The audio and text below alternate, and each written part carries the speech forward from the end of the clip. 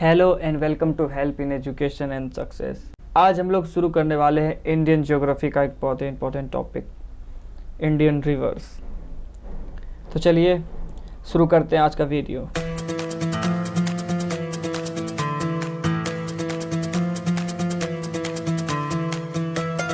सबसे पहले हम देखेंगे सिंधु नदी को और सिंधु नदी की सहायक नदियों को। उसके बाद हम लोगों ने देखना है गंगा और गंगा की सहायक नदियाँ, और आखिर में हम देखेंगे ब्रह्मपुत्र नदी को। तो चलिए सबसे पहले देख लेते हैं सिंधु नदी को। सिंधु या इंडस रिवर चीन, इंडिया और पाकिस्तान से होकर बहती है, और ये पाकिस्तान की सबसे बड़ी नदी है और पाकिस्तान की सबसे प्रमुख नदी भी है सिंधु नदी। इसका उद्गम तिब्बत पठार के मानसरोवर झील के निकट शानो ख्याबाब हिमनद से होता है। तिब्बत में इसे सेंगे ज़ेंगबो के नाम से जाना जाता है। सिंधु तिब्बत के पठार से होकर भारत के लद्दाख प्रांत में बहती है। आगे ये मुख्यतः गिलगिट बलूचिस्तान से होकर पाकिस्तान के सिंध प्रांत में कच्छ की रणभूमि के पास अरब सागर में गिर जाती है। यानी कि सिंधु नदी का उद्गम तिब्बत के शानो ख्याबाब हिमनद से होता है और ये पाकिस्तान में जाकर अरब सागर में गिरती है। ध्यान रखना आपको, सिंधु नदी भी डेल्टा का निर्माण करती है। पाकिस्तान के कराची में ये डेल्टा का निर्माण करती है। सिंधु नदी की लंबाई है 3180 किलोमीटर, पर भारत में ये सिर्फ 1114 किलोमीटर में ही बहती है।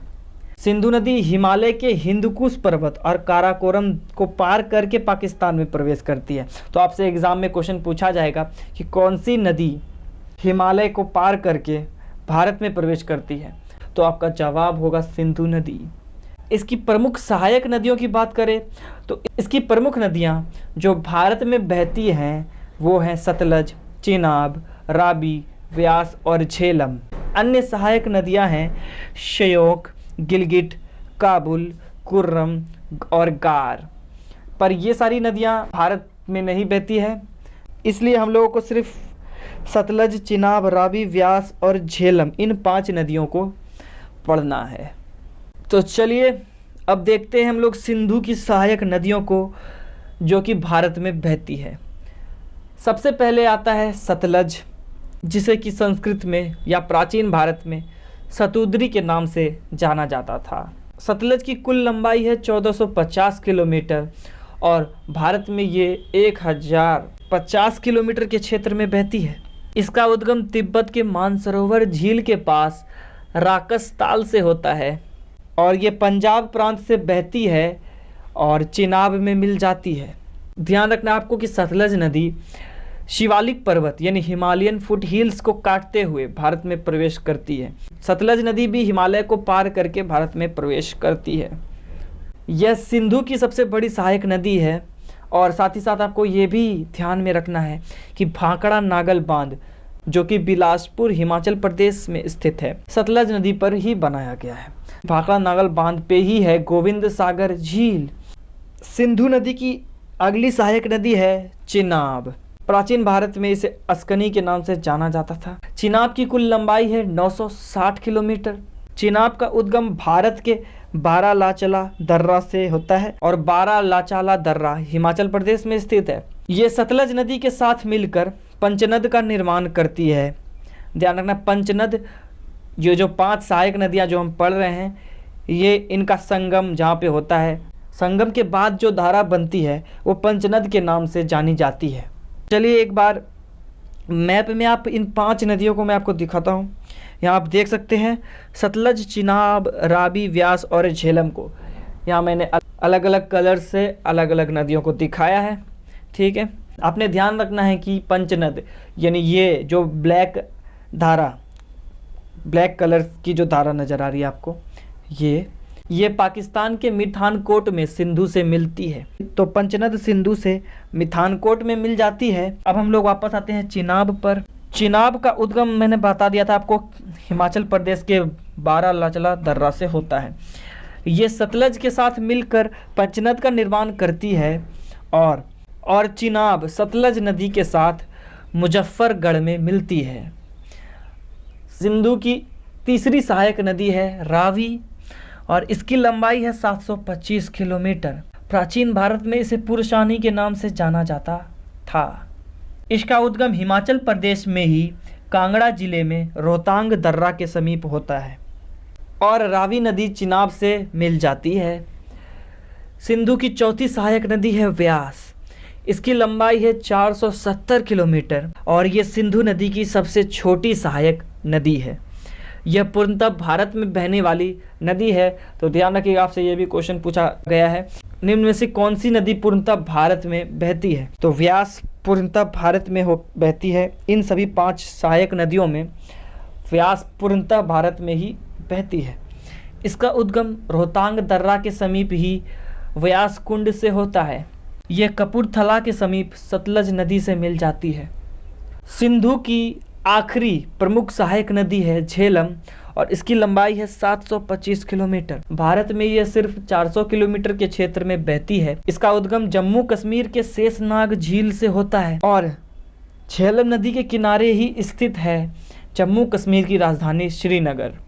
झेलम नदी भी चिनाब से मिल जाती है। तो इस तरह से झेलम नदी अपना सफ़र पूरा कर लेती है। तो बस ये था हमारा इंडस रिवर बेसिन, जिसमें हमने देखा सिंधु नदी और इसकी 5 सहायक नदियों को। तो ये कुल मिलाकर आप देखेंगे कि ये हिमाचल प्रदेश और तिब्बत के क्षेत्र से ये सभी धाराएं निकलती हैं और कुल आपस में मर्ज होकर अरब सागर में गिर जाती है। जितने भी फैक्ट्स मैंने आपको बताए उन सबको आप ध्यान में रखिएगा। सिंधु नदी से हम आगे बढ़ते हैं इंडिया की सबसे महत्वपूर्ण और पवित्र नदी गंगा पर। गंगा नदी भारत की सबसे बड़ी नदी है और इसकी लंबाई है 2700 किलोमीटर और भारत में इसकी लंबाई है 2525 किलोमीटर। जैसा कि हम जानते हैं कि गंगा नदी भारत और बांग्लादेश इन 2 देशों में बहती है। इसका उद्गम गंगोत्री के गोमुख हिमानी से होता है जो कि उत्तराखंड राज्य में स्थित है। यानी अगर आपसे पूछा जाए कि गंगा का उद्गम किस राज्य से होता है तो आप बताएंगे उत्तराखंड से। ठीक है, उत्तराखंड के गंगोत्री के गोमुख हिमानी से होता है गंगा का उद्गम। यह भारत के कुल 5 राज्यों से बहती है और वो 5 राज्य हैं उत्तराखंड, उत्तर प्रदेश, बिहार, झारखंड और आखिर में पश्चिम बंगाल। और पश्चिम बंगाल से होकर ये प्रवेश कर जाती है बांग्लादेश में और जहां ब्रह्मपुत्र नदी के साथ मिलकर ये विश्व का सबसे बड़ा डेल्टा बनाती है, जिसे गंगा ब्रह्मपुत्र डेल्टा या सुंदरबन डेल्टा के नाम से हम जानते हैं। बांग्लादेश में गंगा को पद्मा के नाम से जाना जाता है। पिछले ही साल इससे ये क्वेश्चन पूछा गया था, बांग्लादेश में गंगा को किस नाम से जाना जाता है?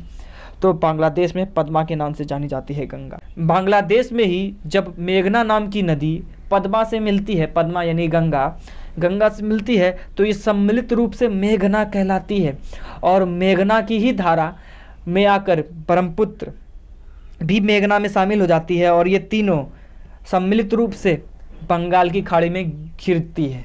और यहाँ पे एक और बात आपने ध्यान रखना कि मेघना बांग्लादेश में बहने वाली एक नदी है। इसे आप ब्रह्मपुत्र के साथ कंफ्यूज मत करिएगा। ब्रह्मपुत्र नदी को बांग्लादेश में जमुना के नाम से जाना जाता है, लेकिन मेघना एक दूसरी नदी है बांग्लादेश की ही। खैर, मेघना के नाम से ही गंगा बांग्लादेश की खाड़ी में गिरती है।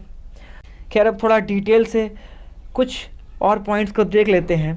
गंगा की आरंभिक धारा जो गंगोत्री से निकलती है भागीरथी के नाम से जानी जाती है। भागीरथी नदी यानी कि गंगा, भागीरथी का संगम अलकनंदा से देवप्रयाग में होता है और देवप्रयाग के बाद ये गंगा के नाम से बहती है। तो चलिए अब हम लोग देख लेते हैं गंगा की सहायक नदियों को। गंगा की प्रमुख सहायक नदियां हैं अलकनंदा, रामगंगा, काली गंगा, यमुना, दक्षिणी टोंस, गोमती, गंडक, घाघरा, कोसी और सोन। इन सभी नदियों का आपने बस नाम याद रखना है और इनमें से जो नदियां महत्वपूर्ण है या इनसे क्वेश्चन बन सकता है तो उन सभी नदियों को हम देख लेंगे अभी। सबसे पहले आती है अलकनंदा। अलकनंदा उत्तराखंड राज्य में बहने वाली नदी है और इसका उद्गम बद्रीनाथ के पास सतोपंत हिमानी के अलकापुरी हिमनद से होता है। अगर आपसे पूछा जाए कि बद्रीनाथ किस नदी के किनारे स्थित है? तो आप कहेंगे अलकनंदा के किनारे। अलकनंदा देवप्रयाग में भगीरथी से मिलती है, जैसा कि मैंने आपको बताया था। अलकनंदा के बारे में एक और चीज़ आपने ध्यान रखना है, अलकनंदा नदी का संगम मंदाकिनी नदी से रुद्रप्रयाग में होता है और मंदाकिनी नदी के ही किनारे स्थित है केदारनाथ। ठीक है। इसके बाद गंगा की अगली सहायक नदी आती है यमुना। यमुना नदी की लंबाई है 1375 किलोमीटर और ये भी पूर्णतः भारत में बहती है। यमुना गंगा की सबसे बड़ी सहायक नदी है। ध्यान रखना आपको, ये भारत में बहने वाली भारत की सबसे बड़ी सहायक नदी भी है। यमुना नदी का उद्गम बंदरपूछ के यमुनोत्री हिमानी से होता है। ये प्रयागराज या इलाहाबाद में गंगा नदी से मिल जाती है और इस संगम को त्रिवेणी संगम के नाम से जाना जाता है, क्योंकि ऐसी मान्यता है कि यहाँ पे 3 नदियों का संगम होता है और ये 3 नदियाँ हैं, जैसा कि आप जानते होंगे, यमुना, गंगा और सरस्वती। अब यमुना की भी कुछ सहायक नदियाँ हैं और इसकी प्रमुख सहायक नदियाँ हैं चंबल, बेतवा, टोंस, बाणगंगा और ऋषि गंगा। यमुना की भी सहायक नदियों को पहले देख लेते हैं। यमुना की प्रमुख सहायक नदी है चंबल, जिसकी लंबाई है 995 किलोमीटर। इसका उद्गम मध्य प्रदेश के जानापाव पहाड़ी से होता है। ये नदी उत्तर प्रदेश के इटावा के समीप चकरपुर में यमुना नदी से मिलती है। चंबल की भी 2 प्रमुख सहायक नदियां हैं, बनास और सिप्रा, जिसमें से सिप्रा महत्वपूर्ण है। इसका उद्गम इंदौर जिले के काकरी बरडी नामक पहाड़ी से होता है। मध्य प्रदेश और राजस्थान की सीमा पर यह चंबल नदी से मिल जाती है। सिप्रा नदी महत्वपूर्ण है क्योंकि सिप्रा नदी पर ही उज्जैन शहर बसा है और उज्जैन का विख्यात महाकालेश्वर का मंदिर इसी नदी के किनारे स्थित है, जहाँ की प्रत्येक 12 वर्ष में कुंभ का मेला लगता है। यमुना की एक और महत्वपूर्ण सहायक नदी है बेतवा, जिसे वेत्रवती भी कहा जाता है। इसकी लंबाई है 480 किलोमीटर। इसका उद्गम मध्य प्रदेश के कुमरा गांव के समीप विंध्याचल पर्वत से होता है। ये नदी उत्तर प्रदेश के हमीरपुर के पास यमुना से मिलती है। बेतवा को मध्य प्रदेश की गंगा के नाम से भी जाना जाता है। चंबल और बेतवा ये यमुना की सहायक नदियां हैं, इनको आपने याद रखना है। ये तो बात हो गई यमुना नदी की सहायक नदियों की। फिलहाल हम वापस आते हैं गंगा की सहायक नदियों पर।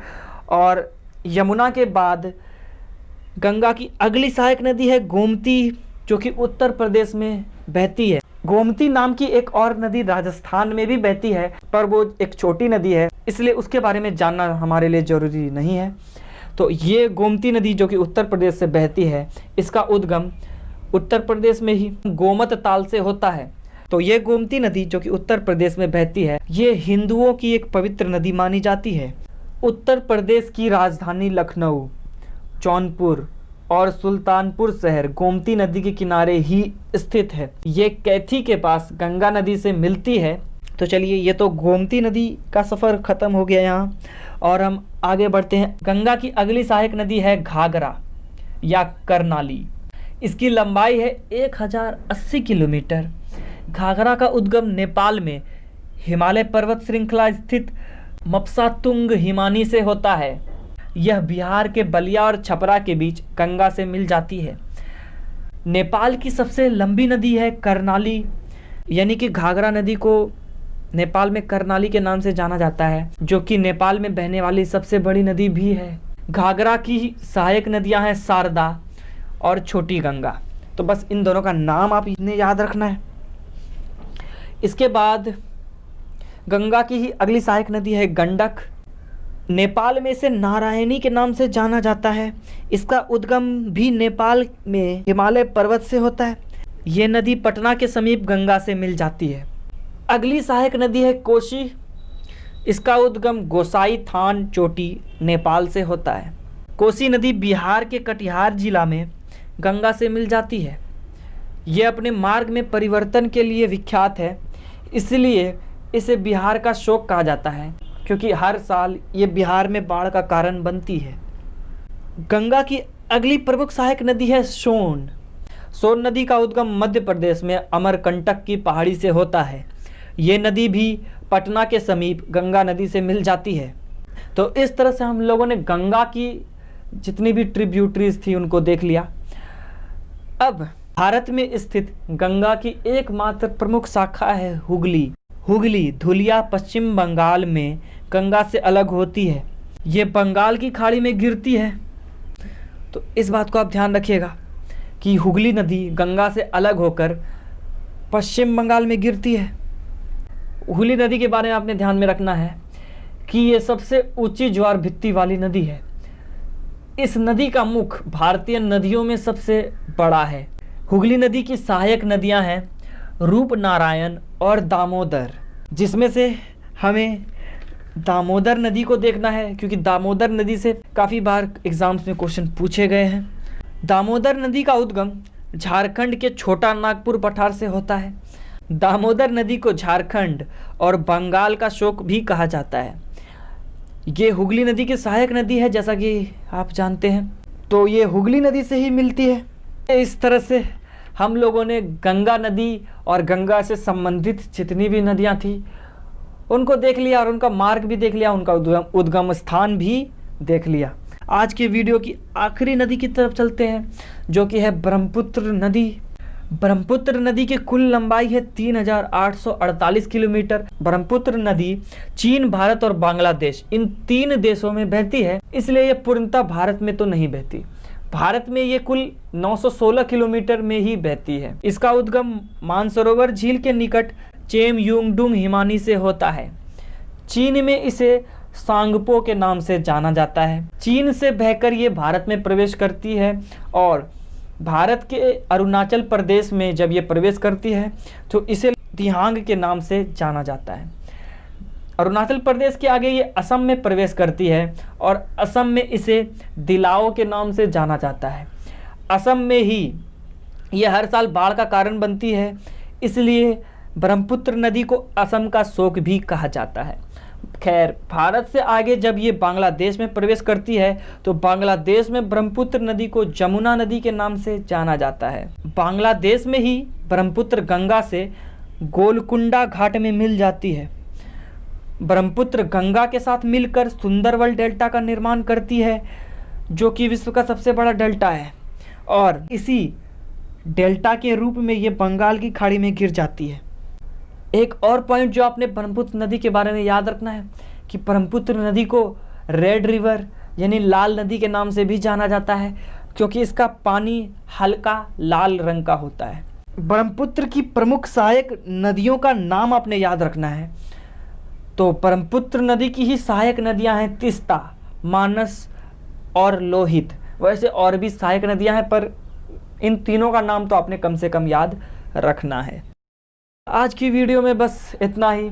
दक्षिण भारत की नदियां रह रही हैं, जिनको हम इस वीडियो के अगले पार्ट में डिस्कस करेंगे। तो जल्दी मैं इस वीडियो का सेकेंड पार्ट लेकर आऊँगा। तब तक के लिए टेक केयर।